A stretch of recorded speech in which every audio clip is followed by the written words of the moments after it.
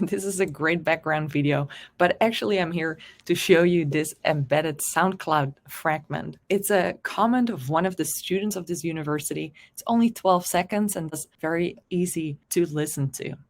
The second example is how Foleon has embedded their Foleon headquarters into one of their documents, and Google Maps is very, very well embeddable. It's responsive, it has the full functions as you're used to on Google Maps.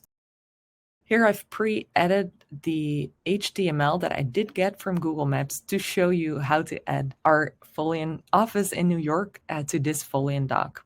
It is much more that you can embed, but if you need to know how to find the embeddable code in each of the tools, the third party that you want to embed can give you that information. And also on our help pages, if you look for embed, you can find all the different articles that help you on how to embed LinkedIn and Facebook and so many other options. So definitely lots is possible here, but mobile and tablet view is really dependable on the third parties.